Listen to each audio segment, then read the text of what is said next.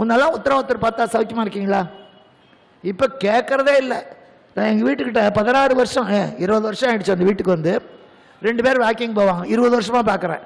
அந்த ஓரம் போகிற ஆள் அந்த ஓரமே தான் போவார், இந்த ஓரம் போகிற ஆள் இந்த ஓரமே தான் போவார். 2 பேரும் ஒருத்தரை பார்க்கவும் மாட்டாங்க, பேசவும் மாட்டாங்க. எனக்கு ஆச்சரியமாக இருக்கும். ஏன்னா தினம் பொழுது முடிஞ்சா இவன் மூஞ்சில் அவன் முடிக்கணும், அவன் மூஞ்சில் இவன் முடிக்கணும், பார்க்க மாட்டேங்கிறாங்களே. நான் பைத்தியமாட்ட சௌக்கியமாமே என்ன பைத்தியம் நினைப்பாங்க. இது என்னத்துக்கு எல்லாத்தையும் கூப்பிட்டு பேசுது. அப்படி ஆயிடுச்சு. முன்னெல்லாம் ஒத்தரை பார்த்தா ராமபெருமா ஏன் அவனுக்கு பட்டம் கட்டும் போது எதிர்ப்பே வரல தெரியுமா? கேட்கறான் தசரதன், ராமனுக்கு பட்டம் அத்தனை பேர் கட்டுனா ஏன்? ராம சின்ன பையனா இருக்கும்போது தெருவில் நடந்து வருவானா, எதிர்வரும் அவர்களை எமையுடை இறைவன் மனைவியோடு மக்களும் நலமா.